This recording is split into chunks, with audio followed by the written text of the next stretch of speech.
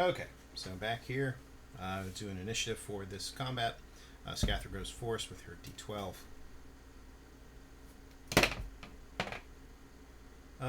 Garn will not use his Tiger Strike. He'll just use a d10. 1. Scorth. 1. Deza. 5. The first warrior. 8. 12. Okay. 12. Okay. The second guy has the wound. He rolls a d6.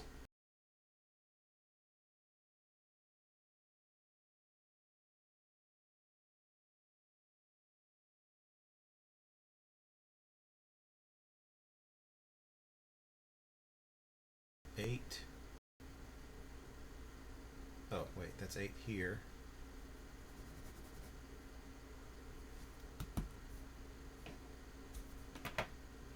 To 2. Rolls a 3. Okay. So the first one to go first is the warrior fighting Garn. He strikes with his melee weapons of 8 plus a d6 karma. Alright, 11, 15. Okay. Garn will try his avoid blow again. That costs him 1 point of strain. Garn's avoid blow is 2d6. 6 misses the 15 you needed. So, this guy is going to take the attack was 15. Garn's physical defense is 8, so there's 1 raise. Their damage goes from step 12 to step 14, which is 2d12. Alright, 4 damage does not get through Garn's armor. Garn's fine. That is the first guard's turn. Okay. Turn 8. The guards above will do their damage to the door. I do believe they're rolling 2d10. 4 won't break through the 9 armor. 10 will do 1 point of damage to the door. They're still coming through, slowly but surely. Okay, first, that were those guards above. Done and done. Okay, 7. Scathra goes. She again is going to do the double action with the 2 free or simple actions, whatever they are, to do a maneuver and taunt at this guy. So she is to taunt first. Look at you, I've stabbed you multiple times, and you have, or at least my associate here has, and you haven't hurt me once. Or maybe only a little, she says. And, no, she hasn't been hurt at all. That's all her damage is straight. So yes, hasn't harmed her at all. Scathra's taunt is d8d6. 10. This beats his and gives him a -1 to striking her. And this is the second warrior. So this is the guy who has a wound. And he's got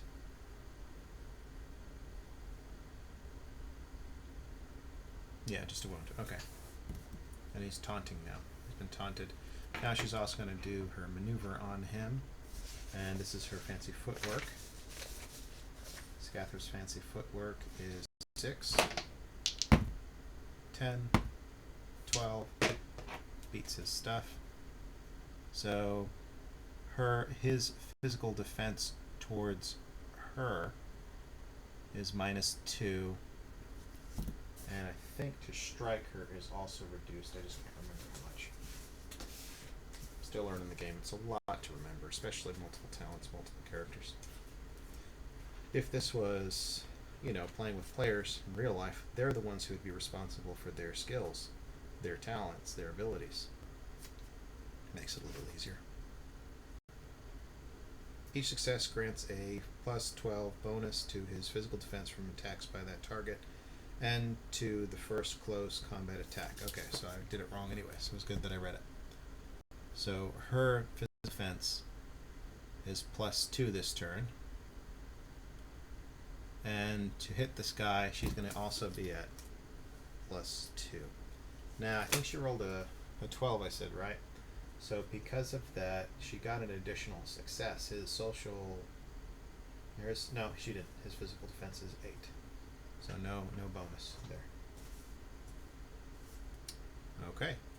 So because of that, she will roll a plus 2 against this guy, though. And let's see.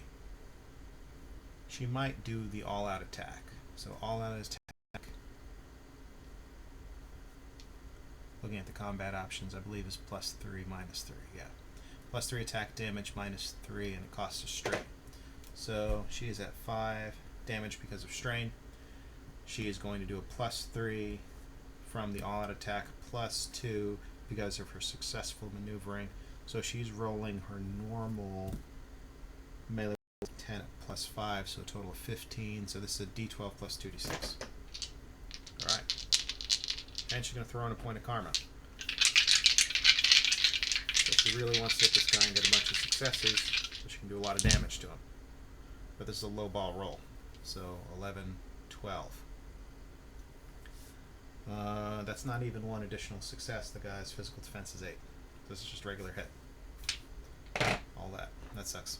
Alright, so melee weapons, her broadsword does 11, but this is plus 3 because of the all-out attack.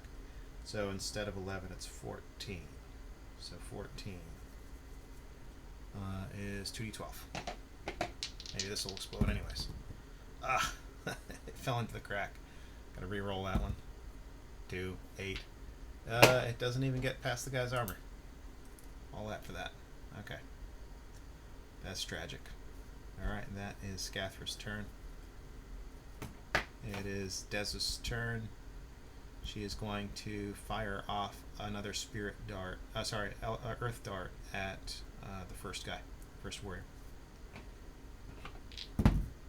3 misses again. Scorth will do the same, but with spirit dart. 4 also misses. So that was... He was supposed to act later, but it's alright. T2 goes... he's just going to do a regular attack. Hope it explodes. 7 will not hit the guy's physical defense of 8. Scorth goes, and he did his thing. We already rolled. Oh, I skipped the second attacker who is going after Scathra. Sorry. The second attacker is... Treats... Okay, so her physical defense is plus 2 because of her maneuvers, but minus 3, so this is a net minus 1 to her physical defense. So her physical defense is a 9. He is rolling at minus 2. So his melee weapons is 8 minus 2 brings it down to a 6. He's rolling a d10 and he's going to spend a point of karma. He's going to go through it. 6 will miss her 9 physical defense. Alright, so that guard has acted. Everybody's acted. It's the top of the order for initiative. Alright, Scathra rolls a 23. Guard rolls a 9. Scorth rolls a 3. Desert rolls a 1. The first warrior... Oh, wait. Wrong die. Rolls a 4. Second guy is injured. Rolls a 1. The guards above roll 25. So they're definitely going first. But they're beaten through the door. And T2 rolls a 7. Alright, guards at the door roll 2d10 trying to break through. 18 will do minus 9, 9 damage. So 23 minus 9 is, what is that? 3 and then 6 is 14, right? Yep. Okay, great. And the second one Does 9, which doesn't break through the armor.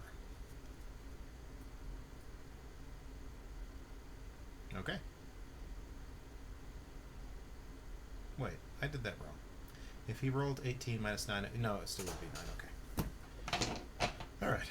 That was the guards coming from upstairs. The next person to go is Scathra, 23. She again does her taunt, excuse me, and her maneuvers. She's going to do her taunt first. Not successful. And her maneuvers. 10. 14. This is successful with an extra success, so because of that, each additional success is going to be plus 2. So each success is a 2, plus 2 to her attack and her defense. So her defense is now at plus 4 physical defense, and that's going to be what she rolls to attack this guy. Her quick sidestep and dance it around kind of routine there is going to give her an additional plus 4. She is going to do the all-out attack again, so this will be a plus 3 to her attack and damage. So instead of plus 4, it's plus 7. So she's rolling 7 plus 10, so this is 17, d12, 2d8. d12, 2d8. Hit this guy. And she rolls an 11, which is success, no raise. However, she's doing an additional plus 3 damage to this guy because of the all-out attack. So instead of an 11, it's a 14. She's doing 2d12. All right. 18, 21. 21 minus the guy's 8 armor.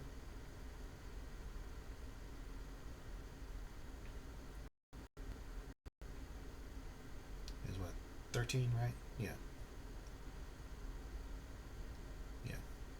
13 damage, so he is at 20. Oh wait, before that he's at 22. He will try to avoid blow. He's at -2 to this roll because of her taunting and because of his wound. So instead of his avoid blow at 7, it's at 5, which is a d6. No, it's a d8. And he will do a karma, his last. He misses. Wow. Okay, so yeah, he is taking this full in the nose, all that damage, which is enough to knock him out and probably kill him, because that was a lot of damage and he was pretty hurt. Alright, so Scathra has dealt with this guy. That's her turn. -9 is Garn. Garn is going to do an all-out attack as well against his opponent. Garn's melee weapon, that's 9, so he's going to push this to 12 because the all-out attack. This makes it a 2d10. 15, 25, 30. Wow, okay, so his physical defense is 8. So 30, okay, so at 13, 18, 23, 28, those four additional successes. So because of that, that is 8 extra steps of damage. His troll sword plus 3. So there's actually 11 extra steps of damage.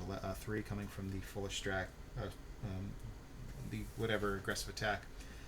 So 11 plus 15 is stepped 26 damage, which is a d20, a d12, and 2d6. d20, d12, 2d6. I really hope roll high on this 20, because I always get cheated on the 20s, I feel like, whenever I'm on a step chart. Yeah, called it. Freaking 1. Alright, so 7 plus 10 is 17, 18 points of damage versus the guy's reduced armor, because he's how much damage did I say? 17, right? No, 18. His armor is 6 instead of 8 because of the earth darts. So it's only 6 minus 18 is 12. He takes 12 points of damage. Alright, and that is a wound, but not enough to do a knockdown, so he has been wounded. Okay, that was Garn's turn. It is Tatu's turn. Tatu will step in and also try to stab this guy.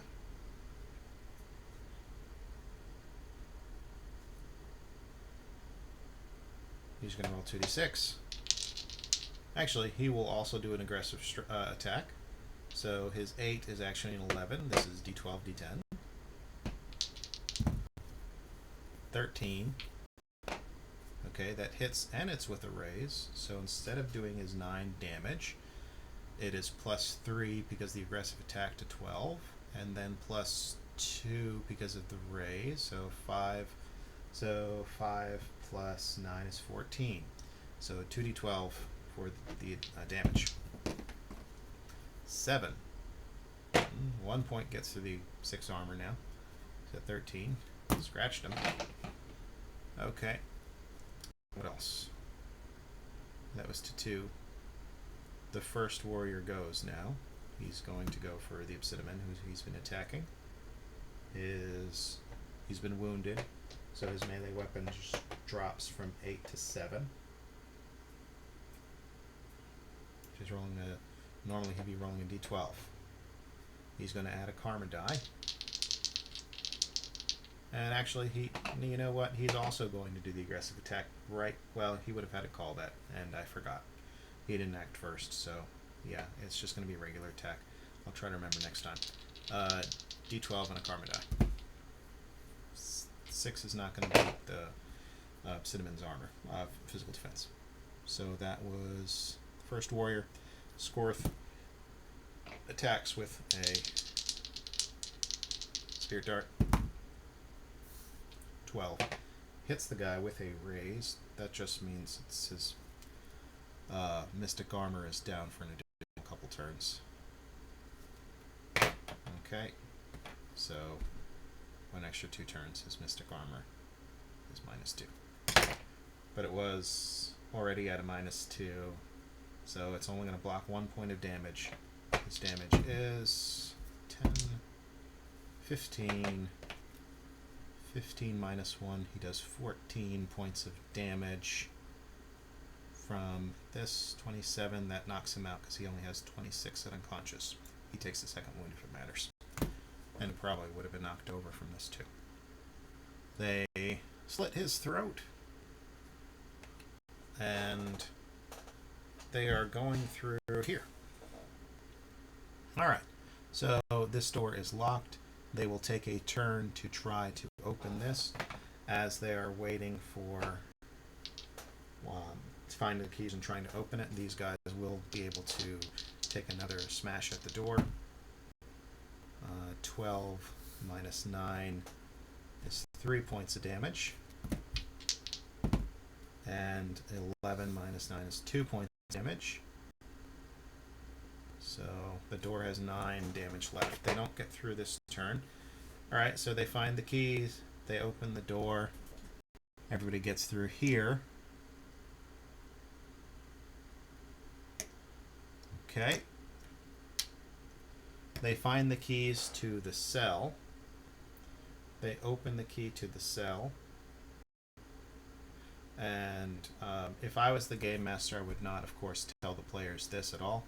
That the guards are breaking through the door, and that's how much, because I'd want to have the option to let them loose whenever was story relevant. However, there's some people who want to play, how about we play by the rules, so that's okay too. It's your choice there, because here's what it's going to matter. The story, the adventure is this is a weak point of the adventure, how it's written.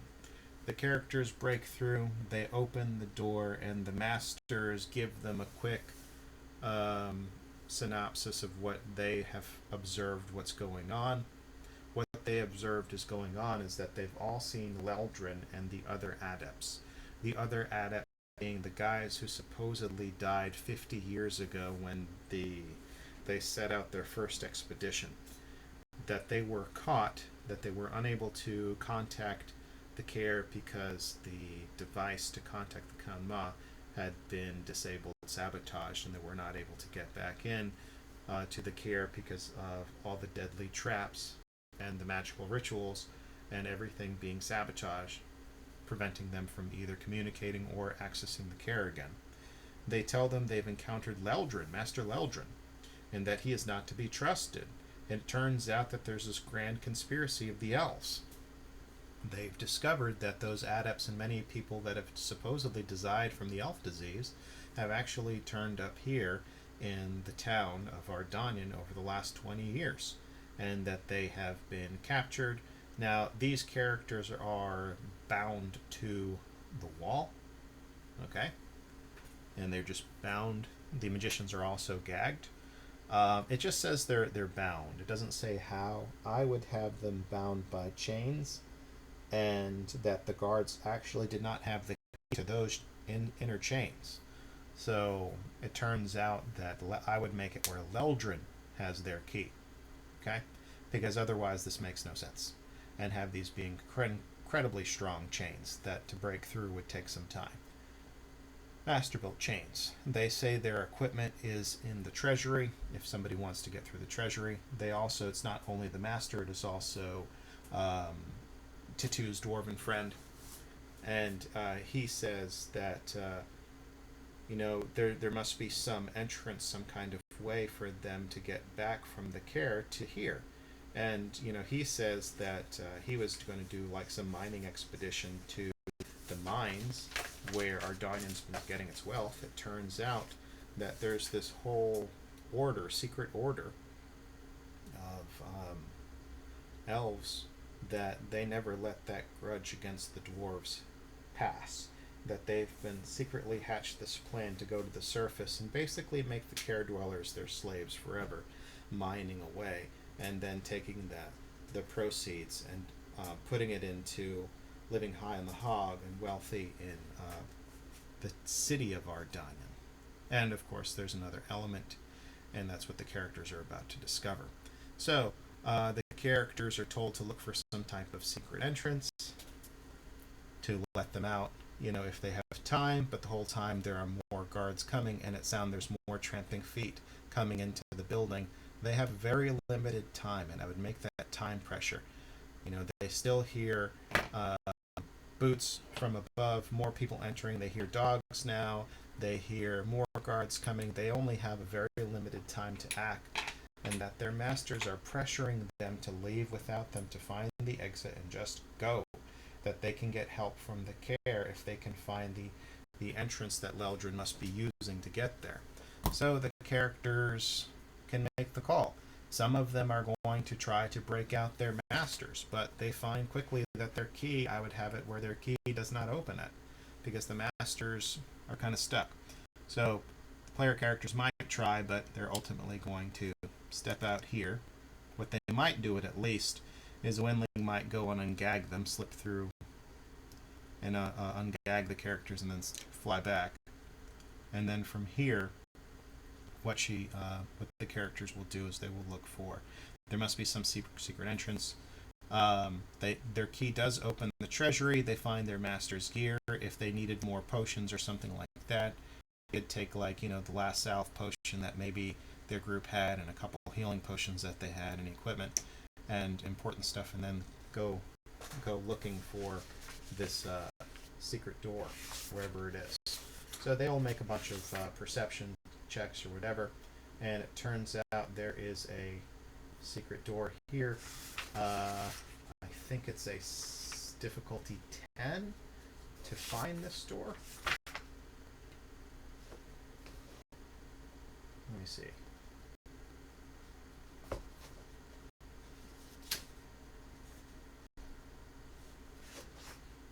Okay, secret temple.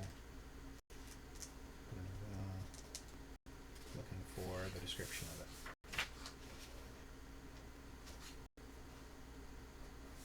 Prison.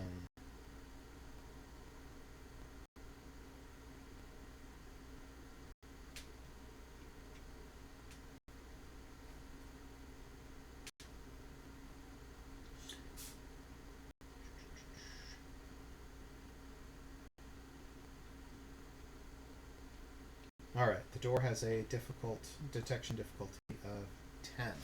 So they can use their awareness ability. And this is another flaw of the adventure. In order for the adventure to proceed, they need to discover the secret door. And without discovering the secret door, they're going to be trapped with a bunch of guards and then the enemy adepts, who are like 8th and 10th level adepts, who eventually will come and kill them all. So this is a little bit poor planning. So what you could do is, yeah, you could have them do an awareness roll. They have to make it, and if they don't, you know, you can always do some other option, like, what's the word or phrase? It's failing forward. Have success at a cost, or whatever you want to call it. Come with some type of alternative. Alright, Deza rolled her awareness of 8 won't cut it. Garn. Oh, wait, that's the wrong roll for him. His is D12, I believe. Won't cut it. Scathra. 7. 3, 10. Scathra finds it. And Scorth, if it mattered, failed. So out of the 4 characters, 1 succeeded. That's nice, because otherwise we would be stuck. I mean, your choice is either to fail forward or to push them along, but at failure at a cost. I don't know, you could always have another fight break out, which maybe these 2 guards get through, but not the adepts. But again, that's for a rough game night, because a simple battle like the one we just had took, I don't know, 50, 60 minutes with like a couple guards, but the reason why is because their armor was so thick. Okay, so they find a secret door. The secret door leads to a temple. Okay, the characters get in, and it's a temple to Regak. What happened is, during the Scourge, some of the passions, the deities, the gods of the setting, went rogue. They more or less became evil or corrupted versions of themselves. And what happened is the passion Rashomon turned into Regak, a god of jealousy, bitterness, and vengeance. And where he used to be a passion devoted to the domain of, like, I don't know, traveling and being a good host and being a good person. And so the characters look in here and discover that they'll have to do another awareness test. So there's not only 1 check they have to make for a freaking secret door, there's 2. And if they fail it, they're stuck here, and there's going to be more battles and they're going to get their asses kicked. Because eventually those strong adepts who are 8th and 10th circle will show up and wipe them out. So, again, you can pressure and talk to them about this high threat, that they need to find it. You can also reduce the normal difficulty, because now that they know they're looking for a secret door, you can just say it's easier. So you can subtract from the difficulty, which in here it says the difficulty to see the passage is behind the statue is a difficulty of 9. But I would reduce it. I'd say it's a 7 maybe, because, you know, they were told to look for some secret passage. All right, so make it a 7 or something, whatever you want. But this is kind of again, no choke points for linear adventures with secret doors. That's just bad adventure design. All right, so Deza, 7. She makes it if it's reduced. Yeah. Agarn, 3. Fails. Scathra fails. Scorth, I think his is again. So unless I reduced it, they would have failed. And I would have, again, had to fail forward not once but twice, which is getting kind of ludicrous. Okay, you could just say maybe the statue was slid over and the door was open because somebody had used it. Or, you know, something else. Or maybe this is where they encounter a guard. It's open, but they have to fight one guy who is coming through. There's lots of options for if you get stuck from the adventure. Don't let it get you down. Plow through, fail forward, whatever you got to do. But again, that's bad adventure design, when it's very linear and then you leave the 1 exit as a choke point from a secret door, or not 1 secret door, but 2. Again, ludicrous. Alright, so the characters discover the secret door, and they are now on their way back to the Kaer. This is a long passage back to the Kaer. They have successfully overcome this battle against the guards above them. I will see the guards have one last chance to break through before these characters get too far ahead of them. 9. Armor takes it.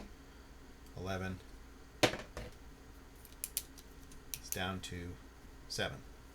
Alright, so it's still going to take them a couple more rounds, and by this time they'll close the secret door, behind them, and they are in the tunnel back to Kaer Ardanyan with Tatu. I think in the adventure it also, if I remember in the book, it says they might have time to rescue one person. They might have taken Esser, the dwarf, with him, Tatu's friend, Grankar Eisengesser. Let's see, I'm trying to think.